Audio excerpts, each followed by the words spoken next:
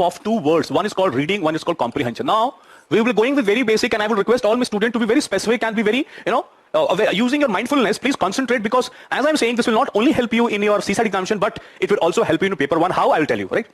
Now, when I'm talking about reading comprehension, right? Reading and comprehension are two different things. See, when I say that I can read, it means a person is literate, and what does he claim that about? See, that person might know the alphabets of a particular dialect or language.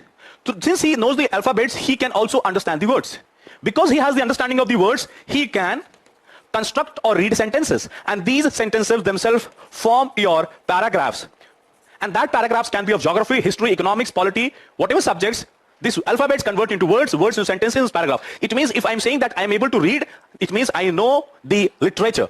But when I'm talking about comprehension, student, rather I'm talking about decoding the message which is given through these alphabets, words, sentences, paragraph or symbols. It means I'm able to derive the meaning out of it, and that is what is called comprehension. When you are able to know or decode or derive the actual context behind that particular thing, then this is called. Now, when I talk about reading just means you have read it and might have got an idea. But if this reading is called comprehension, that particular thing will have an impact. It will have an ideological framework in your mind, and apart from that, it will create an action. It means when I'm talking about comprehension, it not only makes you aware about the content written there, it makes you aware about the context, so much so that it will have an idea in your brain, you will have an ideological perspective, and it will develop into an action. Now, when I'm reading, for example, Karl Marx is dividing society into two parts, right? One part who is getting exploited, and other part who's exploiting. Now, when I'm saying that you reading Karl Marx, so you need to build your own idea, your own ideological. Well, you can agree with Karl Marx or you can disagree, you have freedom of speech, but that will create an ideology or ideological perspective, and you will have a plan of action, or you will have some action. This is what I call reading comprehension. Now, let me give you an example. Suppose you are going somewhere in a bus, and in that it is written, see, in many of the buses, they might have written reserved for female or ladies seat, this kind of things we have seen. Now, if a person can only read it, this might not convert into action. He might go and sit on the same seat or same chair which has been reserved in the bus or a metro for a female, or say reserved for female compartments or reserved for females, right? So this is called lady seat and a male person is sitting. It means that person is, able to read, but he's not able to comprehend, because that cannot be reflected in idea and action. Many a times on many places it is written don't spit here, right? It's written don't spit.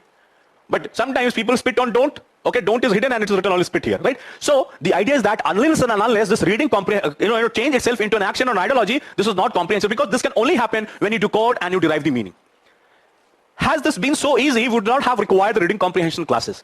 Now, what I want you to understand is that when I'm trying to read something, why I am not able to answer. Same goes for the interview, same goes for the mains, and same goes for the prelims. These are three different set of examination which challenge your reading abilities, which can be converted into comprehension, either marking the answer, writing the answer, or pronouncing the answer. All talks about it, whatever you have read so far. Because in interview, because in your mains or in your prelims, what you're doing, whatever you have been reading and whatever you have read so far, all that particular things will be converted into your mindset. That is called an ideological perspective, which you convey through objectivity, subjectivity, and oral pronunciation.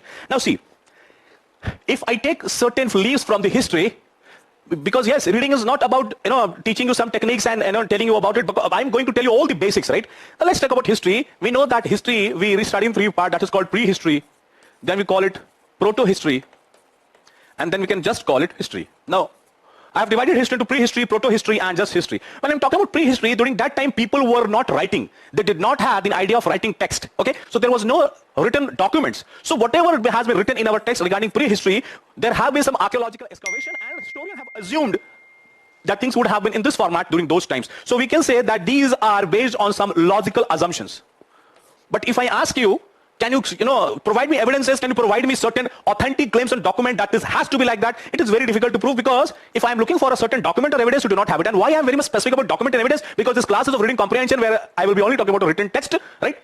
When I talk about proto-history is a situation in which the people during those times were able to write, but their literature cannot be decoded or deciphered this time, okay? So we have the evidences, but the idea is that we are not able to decipher or decode. Suppose we have a person who is able to decode what has been written during Harappan culture, or he is able to decode all that has been written during proto-history time when the people used to write. So he is able to understand all those language of historical time. It means if you ask him that on what basis is he telling that those time people are doing all this, then he can say, I have a document, I have an evidence which I can decode, I can decipher, and on that basis I am drawing this inference that these things will go. It means when I talk about inference in any passage or any paragraph, you might need to have evidence in a visible format given in the passage. Please understand, I am telling you this class class in a very story format. When I'm saying assumption, you have taken certain premises, you have analyzed, you have observed, and on the basis of that, you're drawing conclusion. That is called assumption. But here you do not have any logical evidences, okay?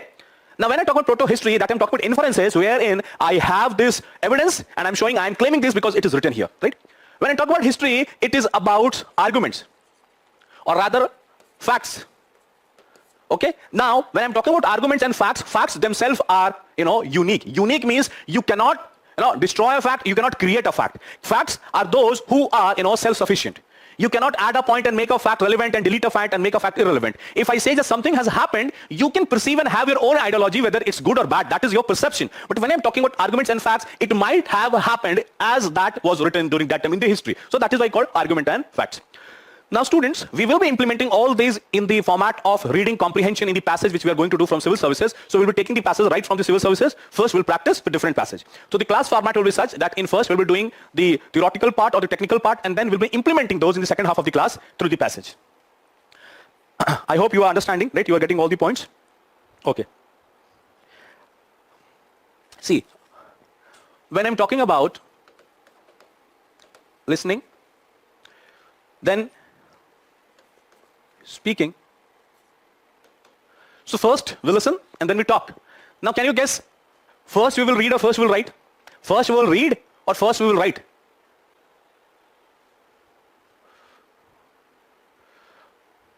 Kajal has put forward a question. Sir, please ask or one reference book for comprehension practice apart from previous questions. Kajal, you might not require any book. I'm saying you will not require any book as a reference. You just need to require set of passages from last year's paper to implement whatever I will be teaching in these 5 days, right? Mark my words, you do not require, Kajal, any book, not a single page from the market. All 5 days of my class will be sufficient enough to claim the questions, right? So Kajal, you have to be with me for next 5 days and you will not require a single page from the market as a reference book. But yes, if you want to practice questions, you have 2011 to 2021, you have 10 years of UPSC paper, keep practicing from that. And why I'm saying so? Because UPSC pattern and the part of comprehension is totally different what you find in the market. And I'll be proving my point again and again in the class. And Kajal, if you still feel that you require a reference book, after 2 or 3 days of time, you can again put up the same question, right? Now when I'm talking about listening and speaking, see, first somebody might have written something, writing, and then post-writing, we would have done reading. So first is listening, then speaking, then writing, and then reading. So first we write and then we read. Now the idea is that who are the people, who are those institutions who give reading comprehension in your passage? Now if I talk about UPSC, it can be from certain committee reports, it can be from a newspaper article, or it can be even from a government report or gadget, or rather notifications, right? Or some commissions, right? And it can also be from certain speech or some official book. So these are the areas from which UPSC will give your passage. What is the catch, student? What is the catch? The catch is, let me take you further. The catch is, when I am talking about reading comprehension, it is nothing but establishing a relationship among the author and the reader. I hope Kajal, you are understanding, my students are understanding. What is reading comprehension? It is establishing a relationship between author and the reader. And you tell me, students, once you are the author and once you try to build relationship with someone, what kind of relationship you want to establish? I believe you want to establish a transparent, friendly, in which both of you can understand to each other. Hence, the author will also try to build a relationship with this reader and try to transfer all that which he has as an understanding to his reader.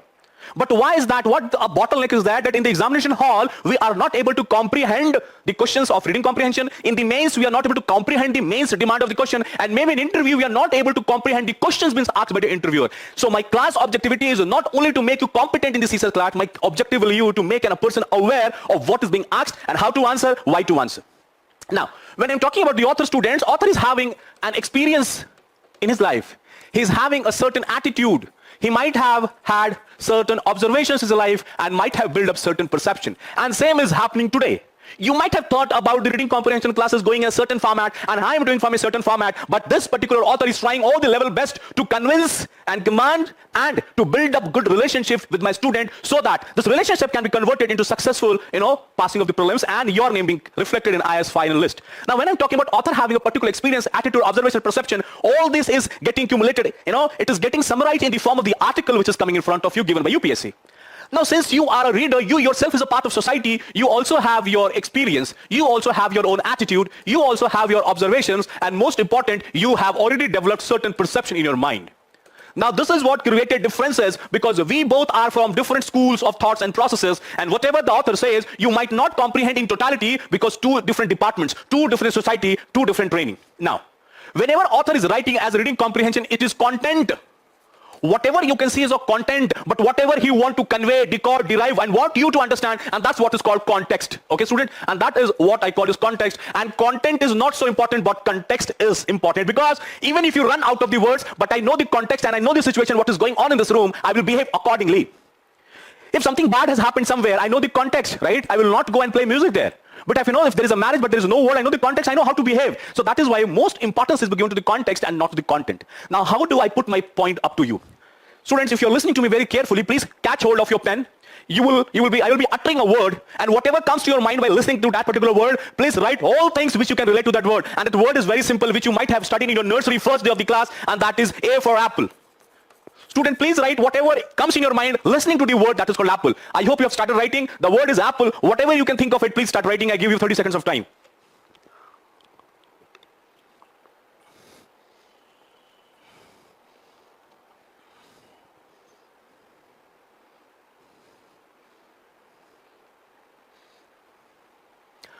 Now, many of you might have written it to be a fruit.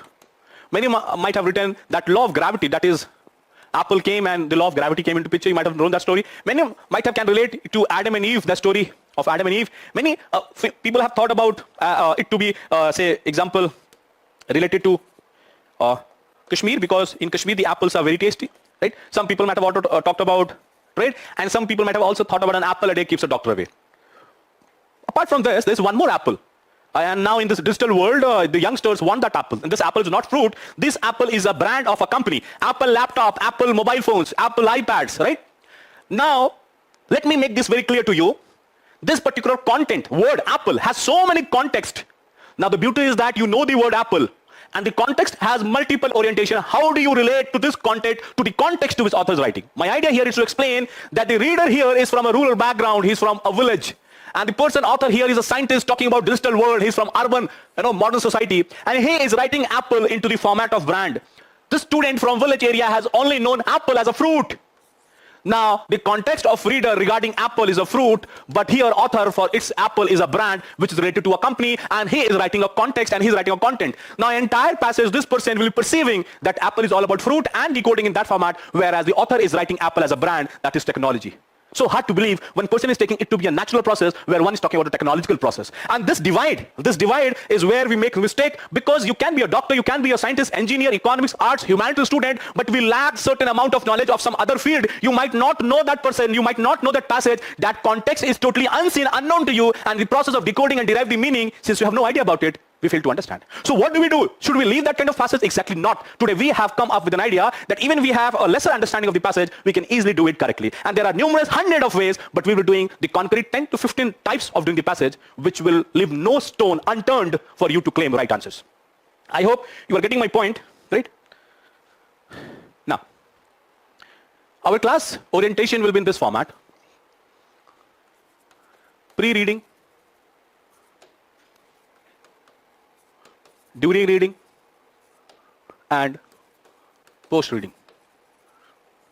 So we have divided our class into three parts, that is pre-reading, during reading, and post-reading. Now, let me ask you, what is pre-reading? Pre-reading means what all you should be doing in the perspective of even before reading the passage. Now you would say, sir, how will, even without reading it, how do we claim that we know something about it? Pre-reading is nothing but a self-evaluation. In initial infant stage, I'm just saying for you to take one call, and that call is whether you know the passage or the passage is totally unknown to you.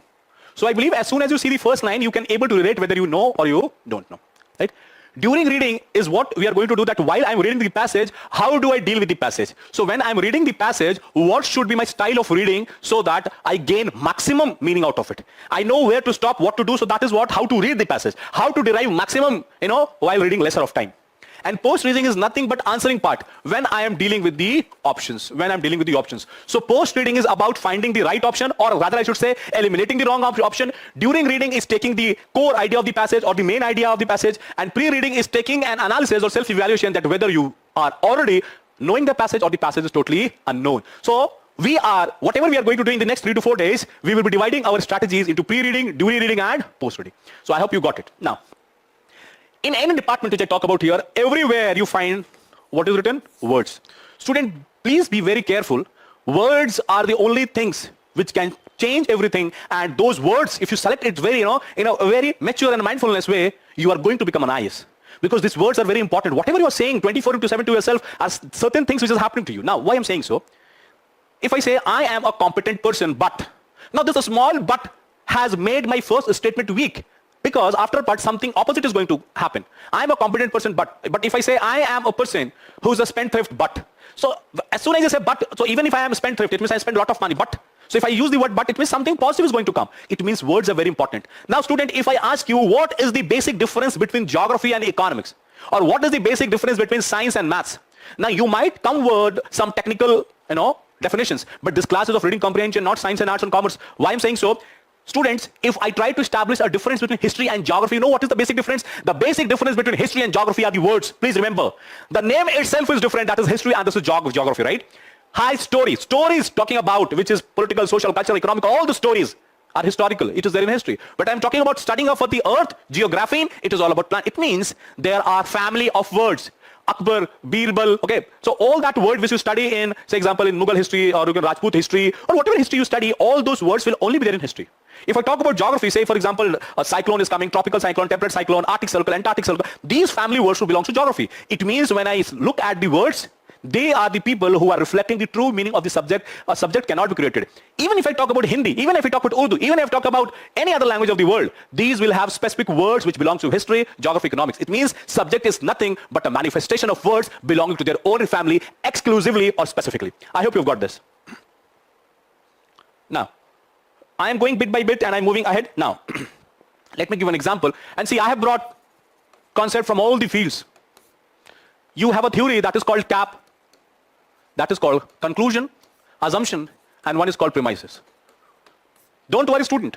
All this theoretical knowledge which I am teaching you will convert itself into practicality once you do the passage which I bring to you daily. So as I told you, first half, 2 hours maybe theoretical classes and 1 hour of your reading comprehension practice allow me to make you understand whatever you learned today itself. Now, when I talk about CAP, that is conclusion, assumption, and premises.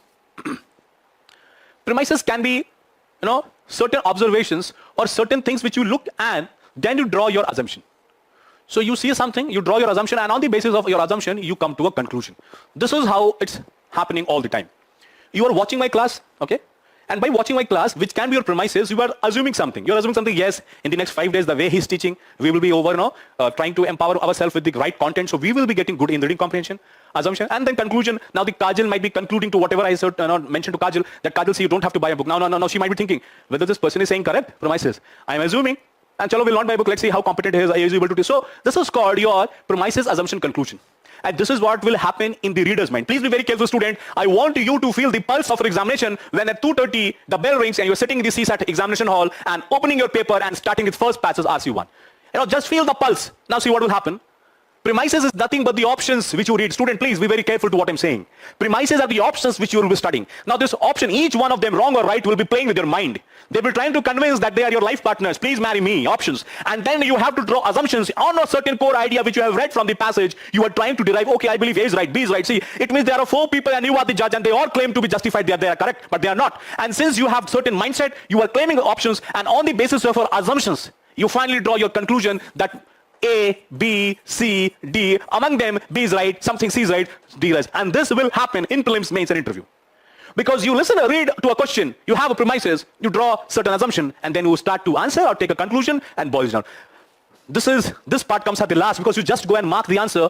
The premises and assumption do all the part. This is what we have to learn. Now, let's do an analysis.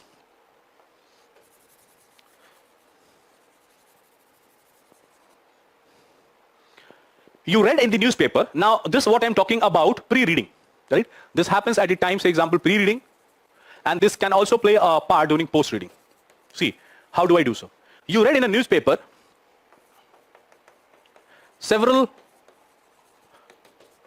South Korean flights are accidents prone. So many South Indian flights are accident prone, so a lot of accidents are happening, right? Now, this is the first day you read in the newspaper. Second day, American analyst visit South Korea. And third day you read, American analyst found the solution.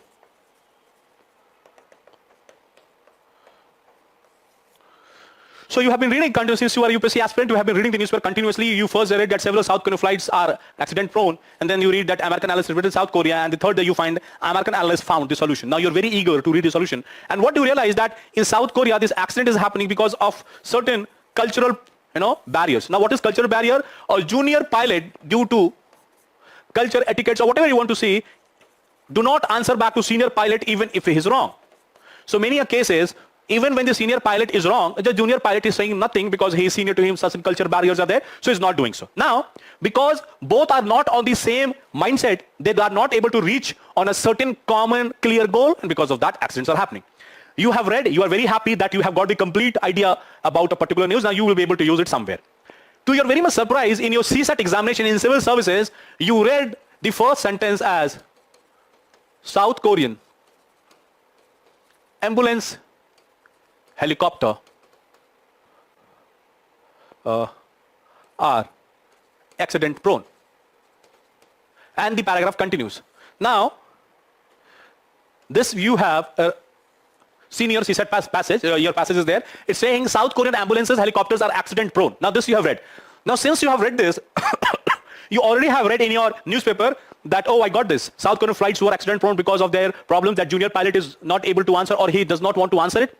Now, since you have read this, your mind will start to develop the context which you already know. Same fruit case, your mind will able to develop context, and then it will try to fight it out, and you will be claiming that it is happening because of this particular situation. So even if the options are claiming something different, you will choose the option which resembles your thought of process which you have already read.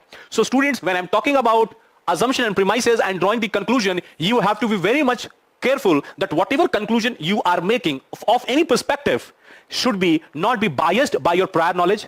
Second, it should not be biased by your own thought. Rather, it should be based on the thoughts and the mindset of the author. How the author wants you to see a particular subject, not what you have already read about that particular subject. Prior reading or prior knowledge of the content can help you to understand and relate to the topic. But the perspective, idea, or the framework in which the reader is taking you, you have to walk down the line, right? And that's what I'm talking about here, right? Now, I hope you have understood this point, student. Kajal and other students might have understood this point, right? Now, see, in my class, I'm pronouncing a lot of things, so you are able to listen to me and analyze it. Now, suppose had this been an offline class, you would have been sitting in front of me, right? And a student might come late to the class, and I would say, come, you are on time. So I am saying, come, you are on time. So I have said, come, you are on time. So you all know that I am being sarcastic. This is a kind of a critical comment because you all know that student has not come on time, he's late.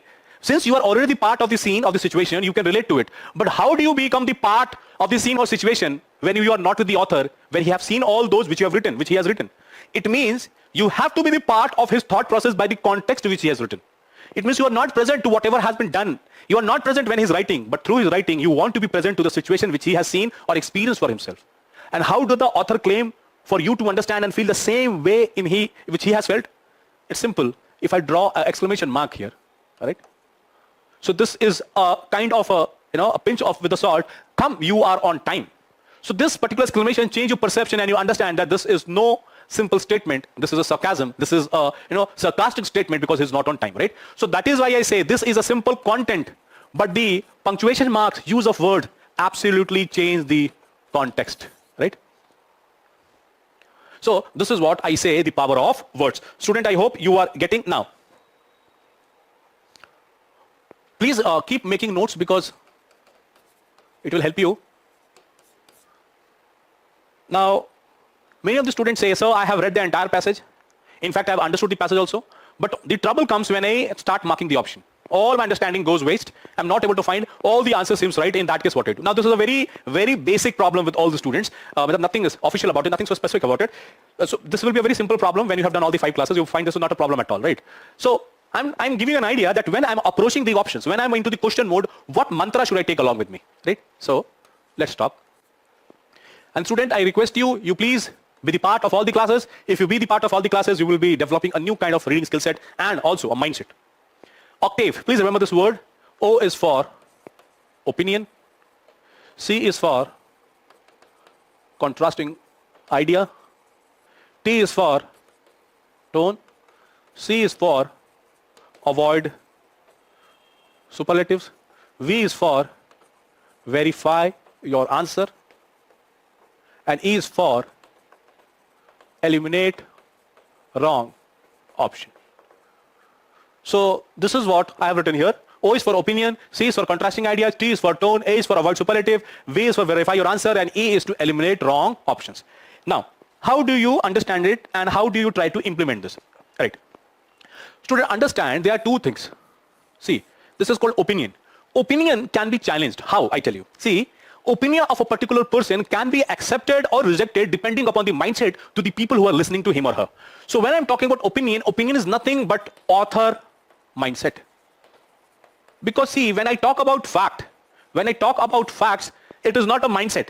It is not an ideology. It is complete it itself because it has happened in reality. So when I'm talking about fact, you cannot strengthen a fact, you cannot weaken a fact. It is complete in itself. But the perception, but the opinion can change. And that's what I call it to be an opinion.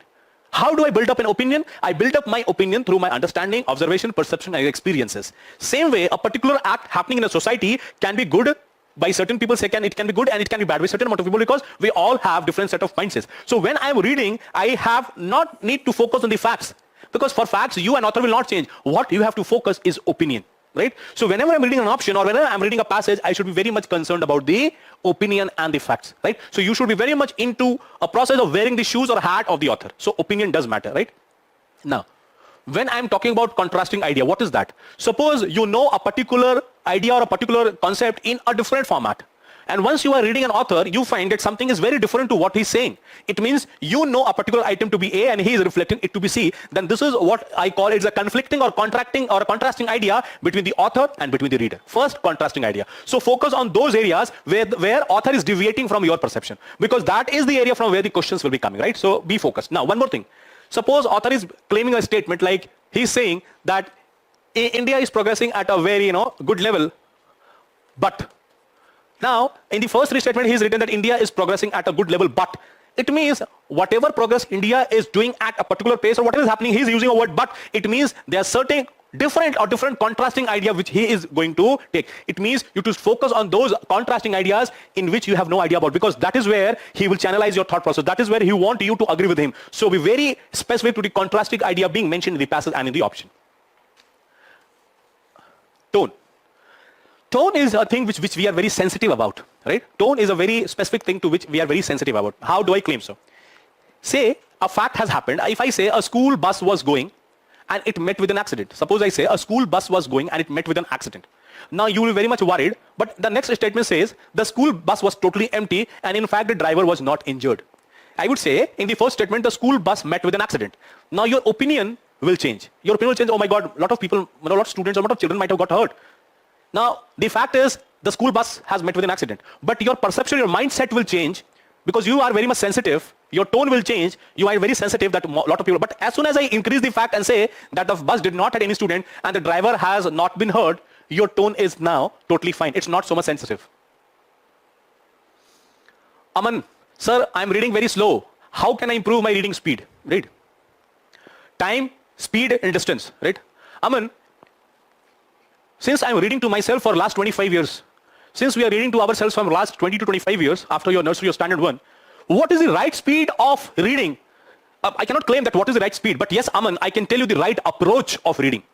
Speed is nothing, right? You cannot say we do not want to reach a particular distance that we are claiming about the speed. But yes, Aman, you ask a very logical question, and many of students say that, sir, my reading speed is very slow. Your reading speed is not slow. Your identity, your relationship, your connectivity to that particular paragraph is not good. You could not establish a good relationship with that paragraph. That's why your speeding has become slow, your reading has become slow, right? If you have already known the passage, if you are well versed and already known about it, you would say that's my reading speed. So reading speed is a subjective issue, it's not an objective issue, Aman. If you already know a particular thing, if suppose, Aman, you are a person from a humanity background, you have read economics, or you say you know history, and if you give a history passage, your reading speed will automatically get faster because you have a greater relationship with history. But since you're a science student and I give you economics, your reading speed will become slow. So reading speed is not, objective, it's a relative subjective. It's keep on changing with the subject difficulty level, or how tough it is, or how well you know the topic. If you give me the topic of biotech marine engineering, one word I will not be able to say. You suppose a person who has taken psychology an option, give him option of anthropology. Leave reading speed, he will not be able to read first word and going to second, the words are so huge. But if a person has been reading anthro for last 5 years, for him it's a cakewalk. So reading speed is not about how can suppose I teach you a good reading speed. Okay, in science, you don't know economics, it will become slow. So it's a subjective. What I will teach you the art of reading at the speed which you wish. But you should be exactly knowing that what is the demand of the passage. So don't worry. Once the more introductions happen, what is the beauty of reading comprehension? It's an open book examination. Reading comprehension is the only exam in the UPSC which is the open book examination. The answer is in front of you. The question is in front of you. You have to be smart enough to find it. Such an easy examination, open book. Have you ever seen an open book examination in civil services in mains or interview? Somebody is telling you the answer? No. Reading comprehension. Now Aman has a very good question. Now I will apply Aman question. I will take 2 minutes of time in answering Aman's question. Students, your GS paper 1, please find it here. Your GS paper 1 has 100 questions, right? All 100 question has 4 options. All 100 question has 4 options. It means 400 options. Have you ever thought so? We read a lot, but we don't prepare ourselves for the last day which is going to happen. Know your battlefield from nook to corner. You will never lose even if you have less weapons. You will win because you know your battlefield very well. Now see, I have 100 question, I have 400 options. And say, roughly, if 50 words, or say example, 30, 40 words you have in each question, so you multiply. You multiply and see how many words you are reading. You understand, Aman, many of the students, as Aman is rightly trying to mention, sir, tell me the speed, because he's worried. Why? I tell you, because in GS examination, at least 1 hour plus, I'm saying 1 hour at least, plus people only read. Then you will ask me, sir, what do you want me to do there? We only go and read. I mean to say, people read and reread again to understand the question. It means the first reading is totally waste. It is not productive. It's unproductive. It means 1 hour is just wasted in reading. Rather than searching the answer within ourselves and getting and claiming the prelims examination, people waste 1+ hour. And this is where Aman questions become relevant. So how do I improve? Because if you are able to read your entire question paper in just 45 minutes, you have this extra 15 minutes to take your competition a lot ahead of the other people, because this 15 minutes of your time will be only invested to write and choose correct answers. And this is what happens. The more faster you read. But how do you do so? You do so with practice. I will be telling you different approaches of reading fast and how to take your eye-mind coordination. All I will be doing, Aman. So Aman, a very objective and a very right question at right place. I will be handling all these, and I appreciate such technical, logical and fruitful questions, because it not only clears the doubt of the student who's asking, it also take the class into a new heights. So when I'm talking about tone, it's about the sensitivity. Now, if I say that a bus was going and terrorist died, now, a bus met with an accident and a terrorist died, then your opinion, the fact is not changing, student. In both the facts, the bus met with an accident. In one place I was talking about school kids, you were sensitive enough, but in other I'm talking about people dying, but here the terrorist. So what will happen? Your opinion changes. Your tone changes. You told, oh, terrorist died, there might be a threat to student. Terrorist died, but I'm not feeling bad about it. You might say that. People died, but you might not feel bad about it, right? Terrorists died, okay? They were about to kill people. They're about to kill innocent children. So whatever the perception might be, the tone will change. So tone is what? Tone is a relationship, or tone is a perception to where the author is feeling about a subject. And he knows that you are not with him when things are happening around him, or things happened around him, or what he was observing. So for you to feel in the same way, his choice of words will change. His tone will change. The more sensitive you are, the more heavy words, the more in-depth words you will use, and the lesser you have feelings, you will use very artificial, superficial words. Now, when this I do in detail, most of the questions and options you can nullify or eliminate as wrong option through this perspective. So when I am choosing an option, you have to just to gauge the sensitivity of the paragraph and the sensitivity of the wrong options. If they are not matching the frequency, if the author is using middle sensitivity, and in the tone, in the wrong option, they have used high sensitivity words or high frequency words, even if they are on the same thought process, they are not aligned, and it has to be wrong, right? Avoid superlative. No one in this world can claim 100%. No one can claim to be 100%, okay? No one can say that, oh, sir, if I'm studying for 10 hours, it claims that I am want to become an IAS. Somebody says, sir, oh, I study for only 1 hour. I cannot become an IAS. It's not so. You never know, right? Avoid superlative means if suppose I buy a mobile phone, I cannot say this is the world best mobile phone. It has all the best features. No one can ever match it. It means whenever author is trying to portray something, most of the time, please remember my words also. I'm not saying all the time. I'm saying most of the time. Most of the time, he will not use superlative words. It means always, every time, all the time, never ever. If these kind of superlative words are seen in the option, be very careful. They can be wrong options. I'm not saying always. They can be. So always, always focus on a superlative option. They can be wrong most of the time. Always focus on superlative option. They can be wrong most of the time. Now, if somebody has said this, I'm author. What is my word? Always focus on superlative word or options. Most of the time they are wrong. And what the UPSC will do in portraying the wrong option, most of the time, focus on superlative words. Always they are wrong. Now, don't you think you have changed my words? You have changed my word because I said always focus on superlative options. Most of the time, they are wrong. See, I told you this. Always focus on superlative options. Most of the time, they are wrong. Okay? Most of the time does not mean all the time. Most of the time means does not mean all the time. But what UPSC can make a wrong option, they will take most here and always here. Now, what will happen? Most focus on superlative option. All the time they are wrong. And the brain does not see any differences at all. And you mark it as a wrong option. This is how UPSC will play with your mind. And instead of mind telling that avoid superlative options or be careful with it, you try to mark wrong answers. Now, I hope you have understood my point. Now,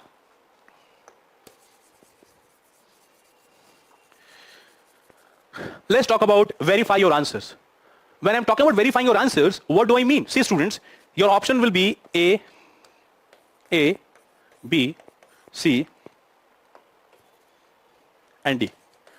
Now, when I'm saying verify your answers, what questions they will ask you? They will ask you assumption. They will ask you inferences.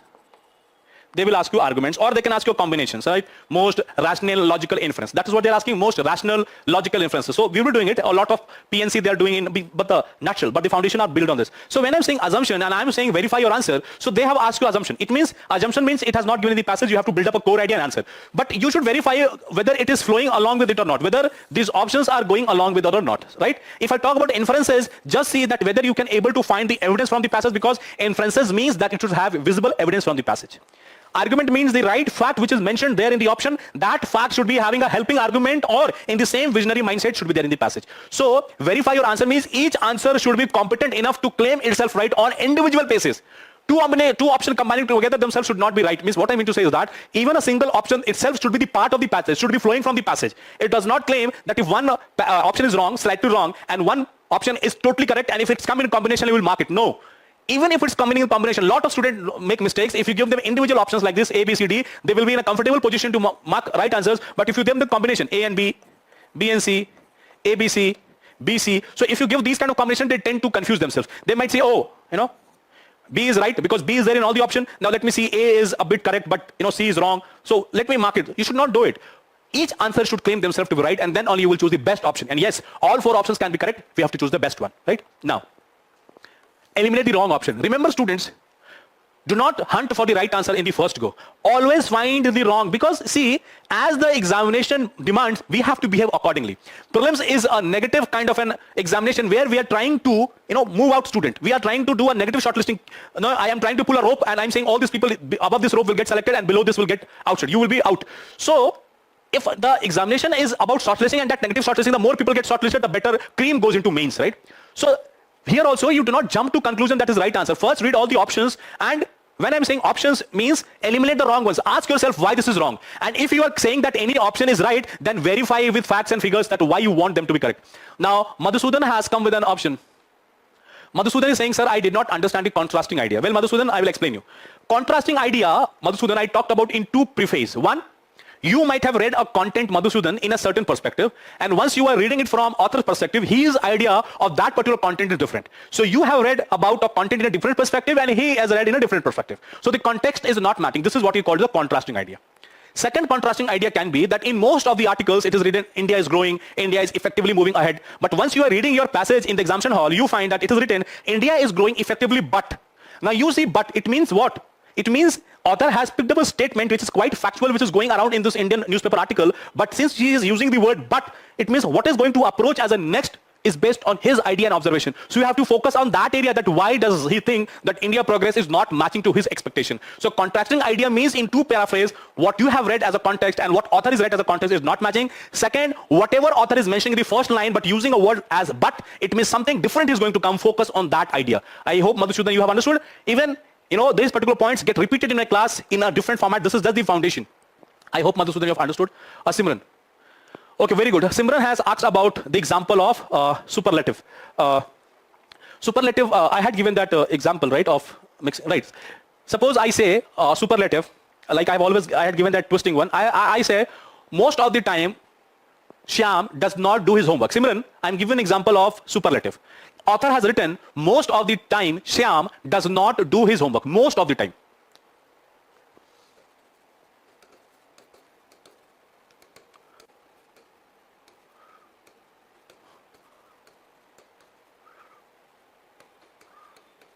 The statement says, most of the time, Shyam does not do his homework.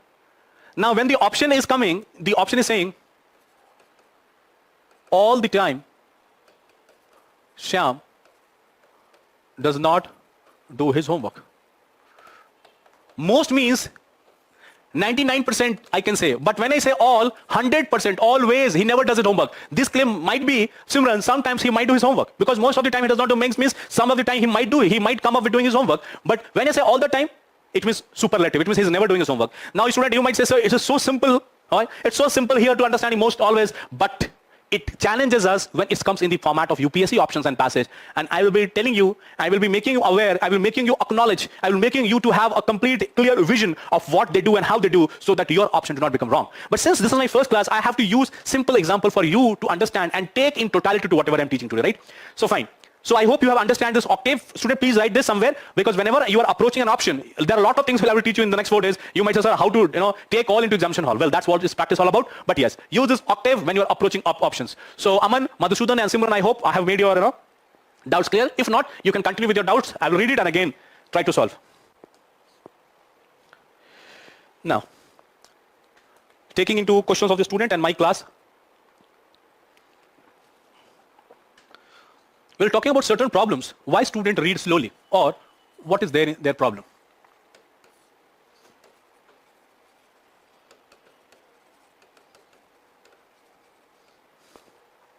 There's a problem that is called regression. Now let me tell you what is regression. And Aman question was a generalized form. I'm making it, Aman taking Aman question further. I'm upgrading Aman's questions. Regression is what I tell you. Regression is when a student is not able to establish an understanding, or is not able to understand or fix a relationship between the first paragraph and second paragraph.